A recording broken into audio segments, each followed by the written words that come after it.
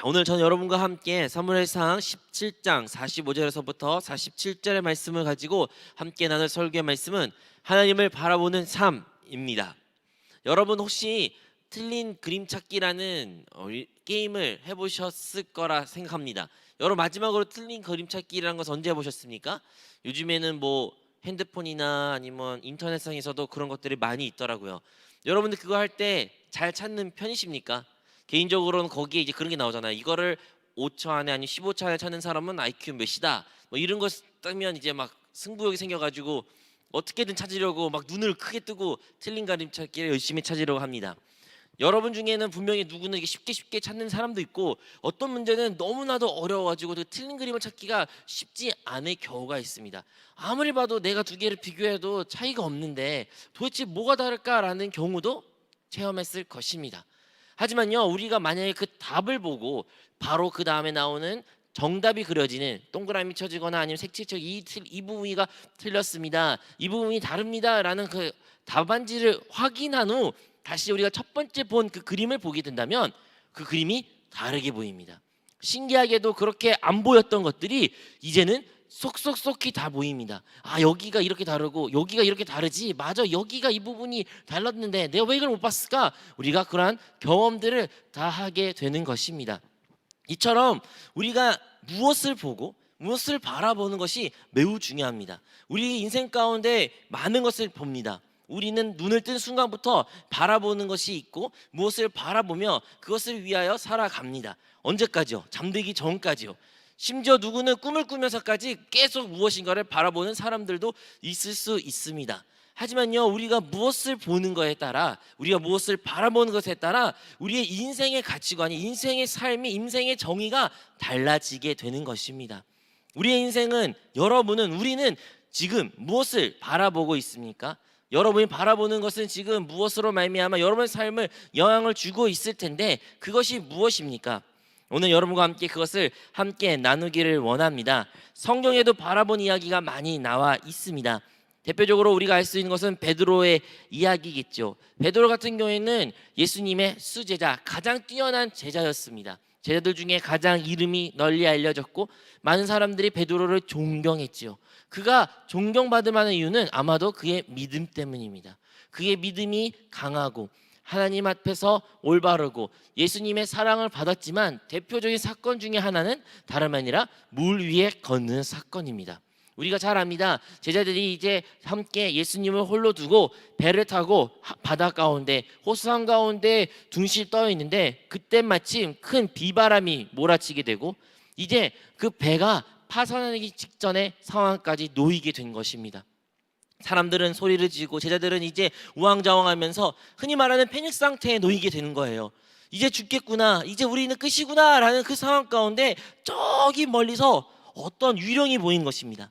그 유령이 한 발, 두 발, 세 발 가까이 오는 것이 보니까 제자들도 소리 지르는 거예요. 유령이다, 이제 우리 죽는 것을 넘어서 우리의 영혼을 거두러 유령까지 왔구나 라고 그들이 소리칠 때 예수님이 말씀하셨죠. 평안하라, 나다, 놀라지 마, 나야 라고 예수님이 말씀하십니다. 누가 믿겠어요? 그 위기의 상황에, 그 어둠컴컴하고 무섭고 정말로 실루엣밖에 보이지 않는 그 상황 가운데 나야, 예수님이야, 이런 이야기 듣는데 누가 그 말이 믿겠냐고요. 어떻게 예수님이 라는 분이 저기 물 위에 서 있을 수 있는 게 말이 됩니까? 근데 베드로는 그때 예수님께 말하죠. 만약에 당신이 진짜 예수라면 나보고 물 위에 걸으라고 말하십시오 라고 베드로가 말합니다. 그리고 우리가 아는 것처럼 예수님이 그러라, 내게 오라 라고 말씀하셨을 때 베드로는 기적적으로 물 위에 걷게 됩니다. 한 발, 두 발, 세 발 예수님께 차츰차츰 가까이 가게 되는 것입니다. 놀라운 일이죠. 역사상 그렇게 물 위에 걸을 수 있는 사람이 어디 있겠습니까? 그런데 베드로가 그렇게 예수님의 말에 순종하고 예수님을 바라보며 예수님께 나아갈 때는 물 위에 걸었지만 그에게 폭풍우가 보이고 비바람이 보이고 그 주위의 환경이 다시 눈에 들어오기 시작할 순간부터 그가 걷는다는 거에 자각하면서 다시 물에 빠지게 되는 것입니다. 이제는 그가 걸었던 것이 믿어지지 않아가지고 물에 빠지니까 반대로 말합니다. 선생님, 예수님, 나 좀 구해주세요, 나 좀 살려주세요 라고 소리치는 것이 바로 이 베드로의 모습입니다. 이 베드로의 모습을 통해서 우리가 무엇을 할 수 있습니까? 베드로가 환경을 바라보고 문제를 바라보고 그 비바람을 바라봤을 때 그의 안에 있었던 믿음이 사라진 것이에요. 분명히 그 믿음으로 말미암아 예수님의 말씀을 순종하고 예수님을 바라보는 그 시선이 있었지만 환경을 바라봤을 때, 그 사망을 바라봤을 때, 어둠을 바라봤을 때, 문제를 직면했을 때 자기의 시선과 마음이 빼앗겼을 때 그의 믿음은 사라지고 물에 빠지는 베드로의 모습을 보게 되는 것입니다.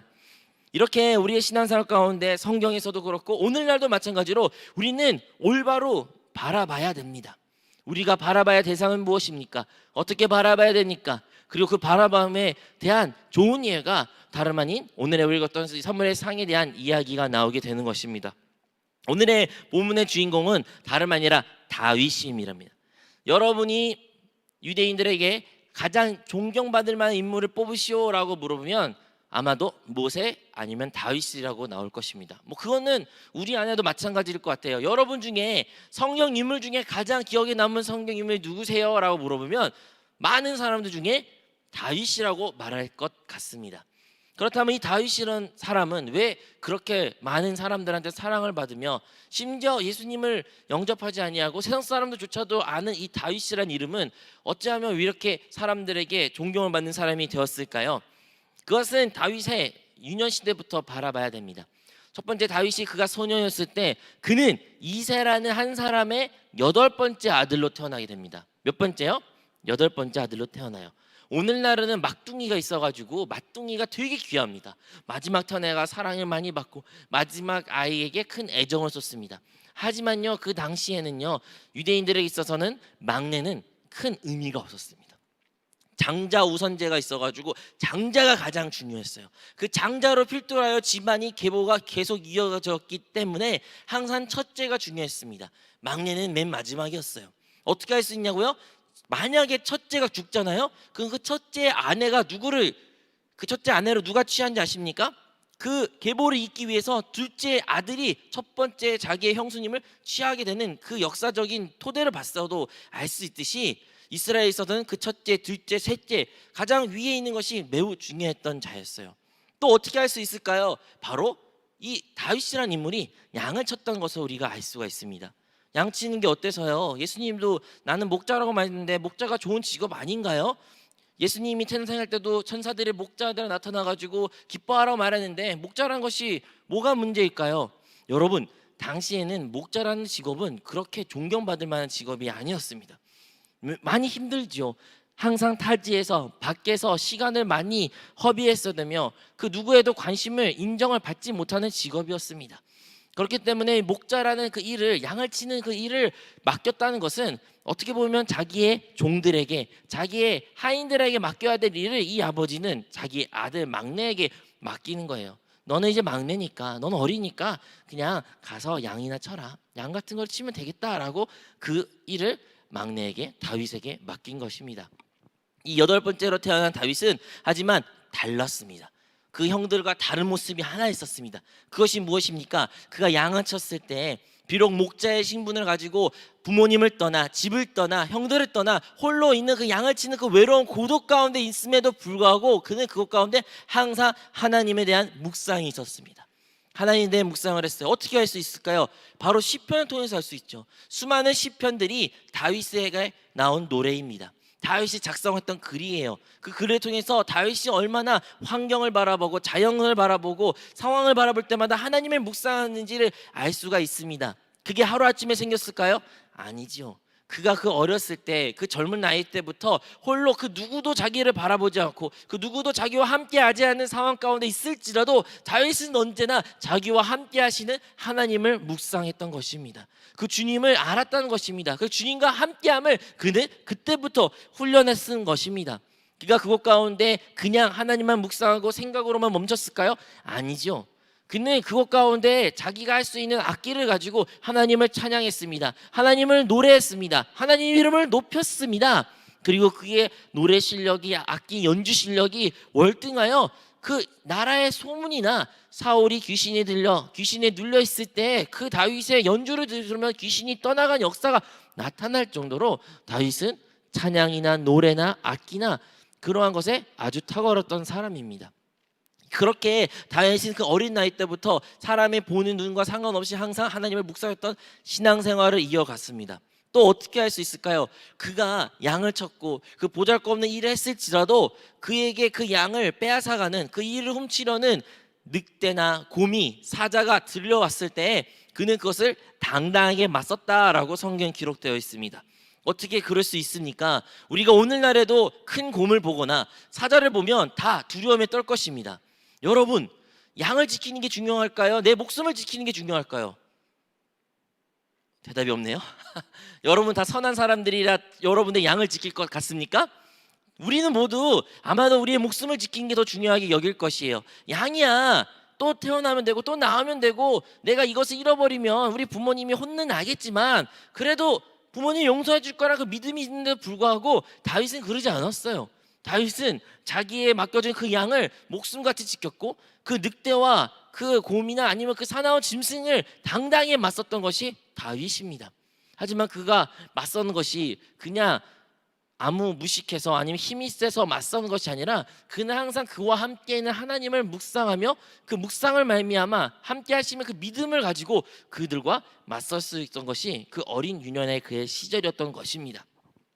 여러분, 우리의 신앙생활을 바라보겠습니다. 여러분, 우리의 신앙생활 가운데 우리는 어떠한 대우를 받으며 살아갑니까? 이 자리 가운데 아마도 많은 사람들은 다윗 같은 처지에 있는 사람입니다. 우리가 어떠한 인정받은 집안에서 가장 우대를 받고 사랑을 받고 모든 주위 사람들이 인정을 받으며 관심을 받으며 사랑하는 사람도 있을 수 있으나, 하지만 설사 그러한 사람이었지라도 그 안에 가운데 항상 결핍이 있고 부족함이 있고 아픔이 있습니다. 더 많은 사람들은 그 사랑과 관심을 못 받은 채 항상 소외되고 항상 멀어지고 항상 자기의 조명되지 않은 인생을 우리는 살아가고 있습니다. 왜 나만 이러한 대우를 받을까? 왜 나만 이렇게 뒤떨어진 것 같을까? 왜 누구도 나를 인정해주지 않고 사랑해주지 않고 나에게 보살핌을 주지 않을까? 이러한 상황 가운데 우리는 다 놓여 있습니다. 우리 일하는 처지는, 학업의 처지는, 인생의 상황은 어떠합니까? 우리는 다윗이 목자의 삶을 사는 것처럼 홀로 그 들판에서 자기의 일을 감당했던 것처럼 우리는 각자 자기 인생을 자기의 삶 가운데 홀로 묵묵히 살아가는 사람들입니다. 그렇게 묵묵히 살아갈 때 누구도 우리를 바라보는 것 같지 않아요. 누구도 우리의 관심을 기울이지 않고 누구도 우리와 함께 했다는 것을 느끼지 않습니다. 얼마나 외롭습니까? 학교에 생활한다 해서 외로움이 사라집니까? 학교 안에서도 외로움과 고독이 있습니다. 친구 생활 가운데 친구 무리가 있다 해서 그 외로움이 사라집니까? 그 무리 가운데 있을지라도 고립이 있고 외로움이 느끼고 그 친구의 몸이 사라지면 사람은 또 홀로 서는 모습이 서게 됩니다. 직장 생활은 어떠합니까? 사회 생활은 어떠합니까? 심지어 우리 가정 가운데 우리의 노인 처지는 어떠합니까? 우리는 어떤 상황 가운데 놓였을지라도 홀로 서고 외롭고 나 혼자 사는 삶이라는 것이 고백하는 것이 우리의 인생사입니다. 그럴 때 우리는 어떠한 생각합니까? 우리는 많은 생각 이렇게 생각합니다. 그래, 나 혼자밖에 없어. 나 홀로 사는 인생이야. 그래, 누가 알아주겠어 라고 생각할 수 있으나 오늘의 본문의 다윗은 다름 아니라 그는 항상 함께 계신 하나님을 묵상하였고 함께 계신 하나님으로 말미암아 그 모든 어려움을 타개했다는 것을 알 수가 있습니다. 이와 마찬가지로 우리의 인생 가운데 여러분은 홀로 인생을 살아가신 분이십니까? 아니면 여러분 안에 살아계신 하나님이 계심을 알고 그 하나님과 함께 동행하며 하나님의 인도함을 받는 하나님의 자녀로서 살아가는 존재이십니까?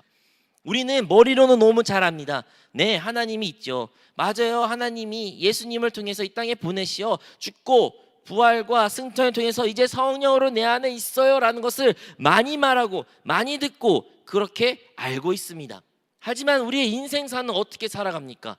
진정으로 여러분 홀로 있을 때 그 누구도 바라보지 않고 누구도 옆에 있지 않고 나 혼자 하나님과 일대의 독대의 상황 가운데서 진정으로 하나님을 인식하며 살아가십니까? 어떠한 환경을 바라보고 어떠한 문제를 바라보고 어떠한 상황까지 놓였을 때 하나님과 함께 그것을 바라보고 하나님과 함께 그것을 문제를 해결하려고 하고 하나님과 함께 그것을 받아들이고 그것을 주님과 대화하면서 그런 인생을 살아가고 계십니까? 우리의 삶 가운데 크고 작은 어려움들이 닥칠 수 있어요. 그럴 때마다 만약에 우리의 생각과 방법이면 그 문제를 도망가고 싶고 회피하고 싶으며 그냥 다른 방법으로 편한 방법으로 찾으려고 했을 것입니다. 그럴 때마다 결과는 어땠습니까? 후회가 있죠. 실패가 있죠. 아픔이 있습니다. 하지만 그러한 크고 작은 문제가 우리 삶 가운데 엄습할 때 우리의 삶의 태도는 우리가 취해야 될 방법은 다름 아닌 우리 안에 계신 그 주님과 함께 그 문제를 풀어야 되며 그것을 직면해야 되며 그것을 이겨나가야 되는 것입니다. 언제까지 피할 수가 없는 것입니다. 사자가 이리가 있다가 해서 그것을 내팽개쳐 도망가는 삶이 아니라 내가 그것을 맞서는 것인데 그 맞선 이유가 근거가 무엇입니까? 그것은 하나님이 나와 함께 있다는 그 믿음이 있다는 것을 가지고 우리는 그것을 직면해야 되는 것입니다. 어디서부터요? 작은 일에서부터 우리는 그 일을 시작해야 되고 실행해야 되는 것입니다. 어떤 일에 모든 작은 일에 큰 일에 상관없이 어떠한 상황 가운데서 항상 주님과 함께하는 그런 신앙사랑을 우리는 회복해야 될 줄로 믿습니다. 그 다윗이 또 유명한 그 다음에 사건이 있죠. 그 사건은 다름 아니라 블레셋과 전쟁한 이야기가 나온 것입니다. 그의 형들이 이제 전쟁에 휩쓸리게 되어 전쟁터에 나와 있게 되었습니다. 그 전쟁은 이스라엘과 블레셋과의 싸움이었어요.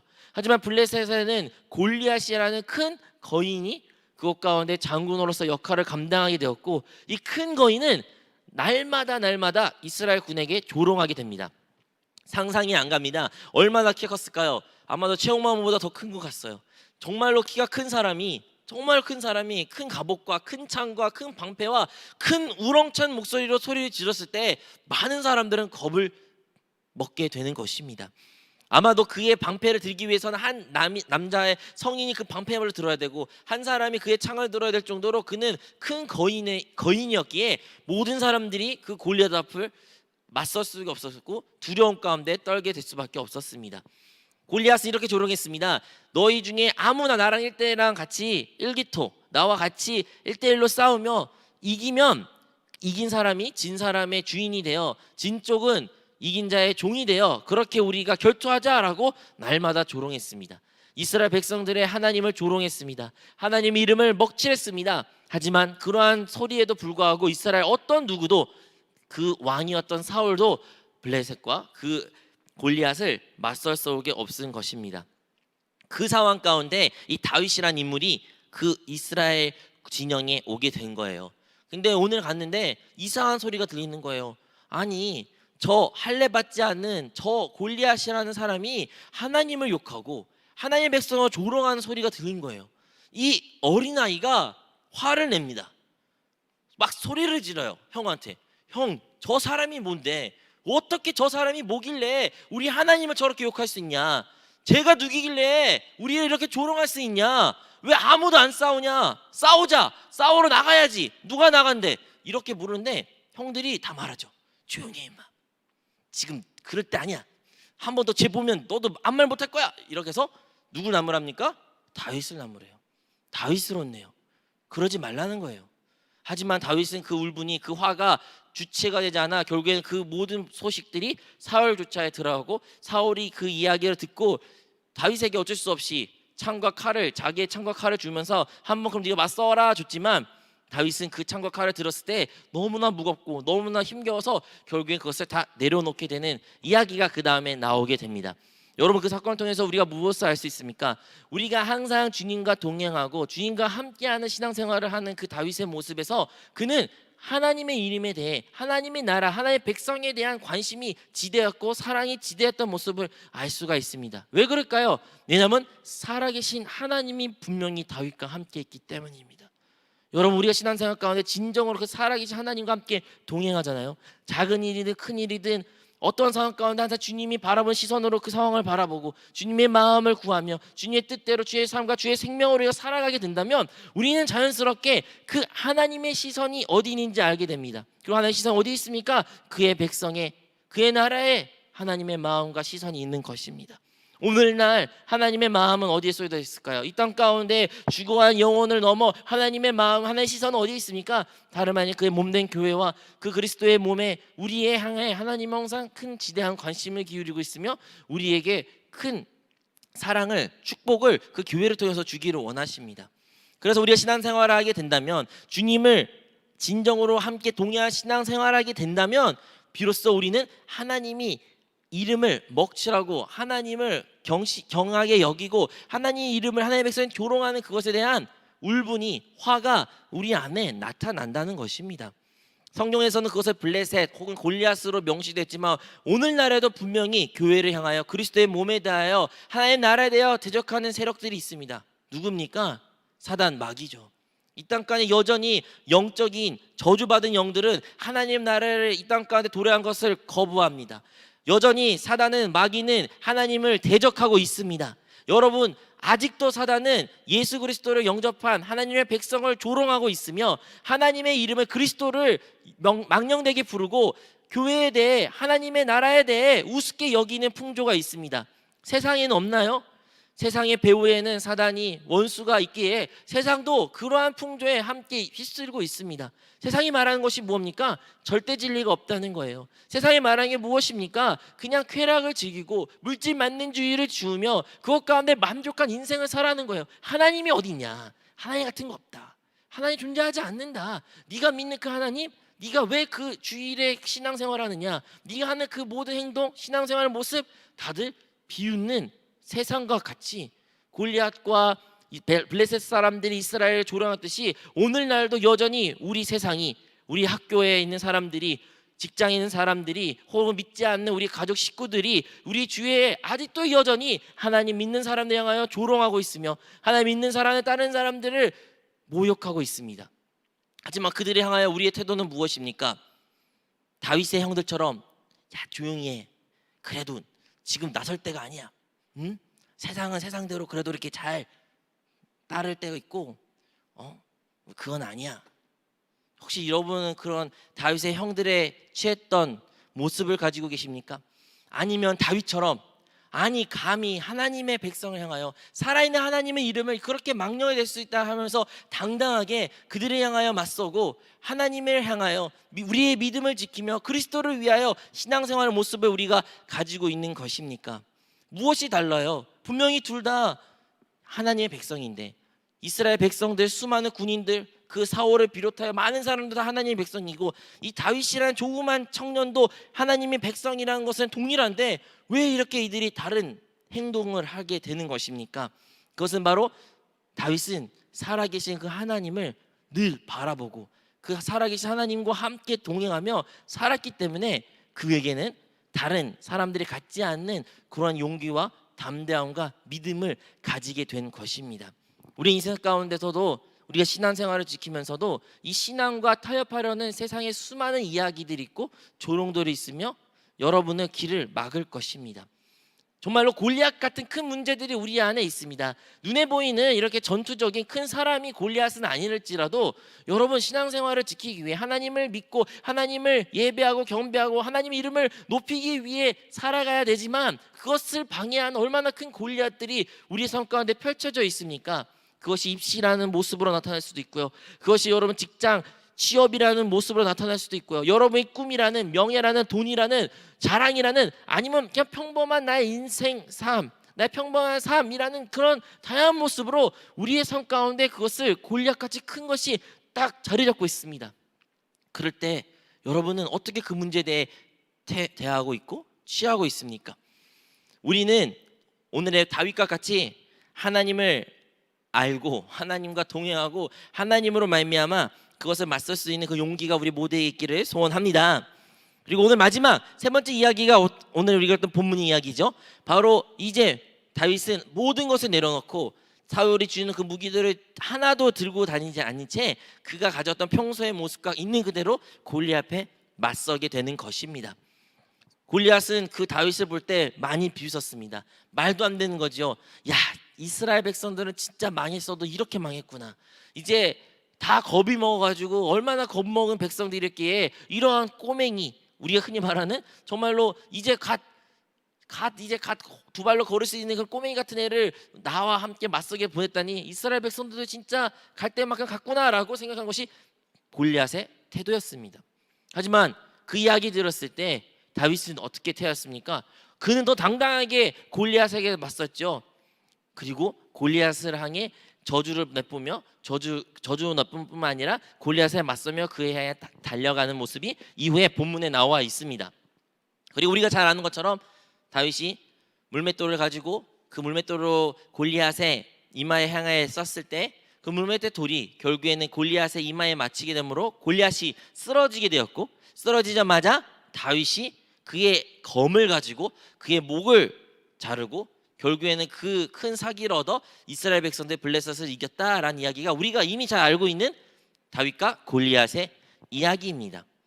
이렇게 표면적으로 봤을 때는 작은 다윗이 큰 골리앗을 이겼다라고 쉽게 생각할 수 있으나, 다윗이 그렇게 할 수 있던 행동은 그 전에 수많은 하나님과의 동행함과 하나님과 함께함으로 말미암아 나타날 수 있는 하나의 지극히 다양한 결과임을 우리는 기억해야 됩니다.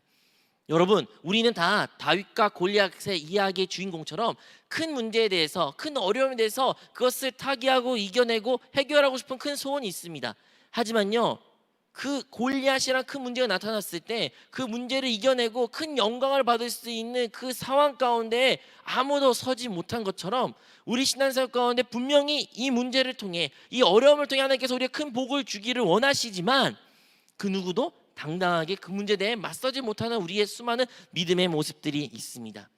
그리고 그 모습으로 말미암아 하나님께서 복을 주고 싶어도 주지 못하는 그 하나님의 안타까움이 있는 것처럼, 오늘날에도 하나님의 백성들을 향해 하나님께서는 반드시 축복해 주기를 원하고 반드시 그들의 삶을 회복시키기를 원하며 반드시 그들을 높이 쓰기를 원하시지만, 믿음 없는 우리의 모습으로 말미암아 하나님께서는 그러지 못하는 것이 참 안타까워하고 계십니다. 우리가 그러한 다윗 같은 그 인생의 주인공이 되기를 원하신다면, 우리는 그 다윗의 골리앗에게 당당히 맞섰다라 해서 집중하기보다는 그 이전에 다윗이 얼마나 그가 홀로 있을 때, 어려움이 있을 때 하나님과 함께 동행하며 하나님을 묵상하며 하나님을 찬양하며 하나님과 함께 걷는 인생을 살았던 것을 기억해야 되는 것입니다. 그는 어릴 때부터, 젊은 나이 때부터 상황을, 외부적인 모습을 바라보고 인생을 살아가는 것이 아니라 보이지 않는 그 하나님을 바라보고 보이지 그 하나님과 함께 동행하며 그 하나님을 인식하는 인생을 살았습니다. 2000년 아니요 이제 3, 4천년 지난 지금 오늘날 우리는 어떠한 신앙생활을 해야 됩니까? 오늘날도 마찬가지입니다. 우리가 살아가는 오늘날의 신앙 모습은 다름 아닌, 비록 우리의 두 눈으로 보이지 않는 그 하나님이 우리 거듭난 영안에 함께 계심을 알고 인식하는 것을 넘어 그와 함께 동행한 삶으로 실천해야 되는 것입니다. 사랑하는 성도 여러분, 여러분 안에 주님이, 성령님이 함께 계시는 것을 알고 계십니다. 아멘? 알고 계시죠 이미? 하지만 여러분, 얼마나 그분을 인식하며 하루하루를 살아가고 계십니까? 그것이 큰일이 아니어도 돼요. 꼭 골리앗 앞에서 그렇게 하라는 뜻이 아니라, 여러분 그 정말로 아무도 보지 않는 그 상황 가운데서 여러분이 진정으로 하나님을 인식하며 사물을 바라보고 여러분의 환경을 바라보고 직장 상황 가운데 바라보며 학업 생활을 그렇게 바라보며 살고 계십니까?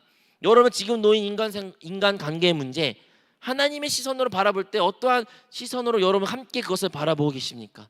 여러분 하고 있는 학업, 여러분 하고 있는 직장에서 어떠한 성과, 여러분 하나님 보시기에 하나님이 여러분 함께 계시는데 그 하나님께 여러분이 물어보고 하나님과 동행하며 하나 한 걸음 한 걸음 그 일들을 행하고 계십니까?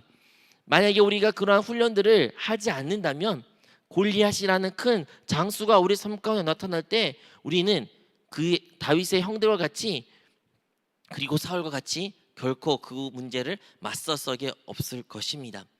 그러므로 사랑하는 성도 여러분, 우리의 인생 가운데 오늘부터 다시 한번 그 하나님과 동행하는 삶을 살기를 원합니다. 왜 이게 중요할까요? 설교의 서두에 여러분과 함께 나눴습니다. 우리가 틀린 그림 찾기를 답을 보고 그 그림을 보게 된다면 그 답이 어디 있는지 잘 보이게 되는 것입니다. 우리가 만약에 그 전지전능하시고 모든 문제 해결이시며 우리의 생명 되시고 능력 되시고 지혜 되시며 모든 것이 되신 그 하나님이 우리 안에 계시는데, 그 하나님의 눈으로 세상을 바라보고 하나님의 마음을 품고 세상을 바라보고 하나님과 함께 그 문제를 직면하게 된다면 우리는 그 문제의 참된 해결과 답이 무엇인지 분명하게 보게 될 것입니다. 근데 선행되는 게 무엇입니까? 먼저 우리가 그만큼 우리 안에 계신 그 주님께, 우리 안에 계신 그 하나님 그리스도께 우리의 시선과 마음과 시간이 쏠려야 되는 것입니다.